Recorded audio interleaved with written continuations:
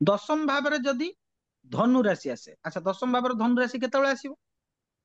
ଯଦି ମୀନ ଲଗ୍ନର କୁଣ୍ଡଳୀ ହେଇଥିବ, ମୀନ ଲଗ୍ନର କୁଣ୍ଡଳୀରେ ଦଶମ ଭାବରେ ଧନୁ ରାଶି ଆସିବ, ତାହେଲେ ସେ ଲୋକ ବାଇ ଡିଫଲ୍ଟ ସବୁ କାର୍ଯ୍ୟରେ ଦକ୍ଷ ହୋଇଥାଏ।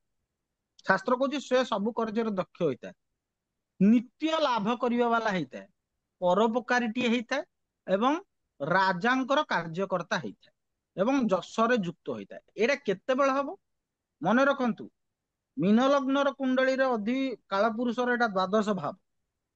ତେଣୁ ଯଦି କୌଣସି ବ୍ୟକ୍ତି, ଏ ମାନସଗିରି ପଦ୍ଧତି ଆମକୁ ଏଇଆ କହିବାକୁ ଚାହୁଁଛି, ଯଦି କୌଣସି ବ୍ୟକ୍ତି ମୁକ୍ତ ଭାବରେ ଜୀବନ ମୁକ୍ତ ହେଇକି କର୍ମ କରିବ ଧର୍ମ ଆଉ ନୀତିକୁ, ବୃହସ୍ପତି ହଉଛି ଡିଭାଇନ ବ୍ଲେସିଂ।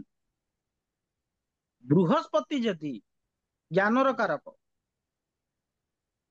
ଠିକ ଅଛି, ସିଏ ଯଦି ଆପଣ ଧର୍ମ ନୀତି ପରୋପକାରିତା ଏ ତିନିଟା ଜିନିଷକୁ ଆପଣ ମୀନ ଲଗ୍ନ କୁଣ୍ଡଳୀ ବାଲା ମାନିକି ଚାଲିଲେ ଏବଂ ଲକ୍ଷ୍ୟ ରଖି କର୍ମ କରି ଚାଲିଲେ, ତାହେଲେ ତାଙ୍କର କର୍ମକ୍ଷେତ୍ର ଧୀରେ ଧୀରେ ନିଶ୍ଚିତ ଭାବରେ ଉନ୍ନତ ହେଇ ହେଇ ଚାଲେ। ତାପରେ ଆସିଲା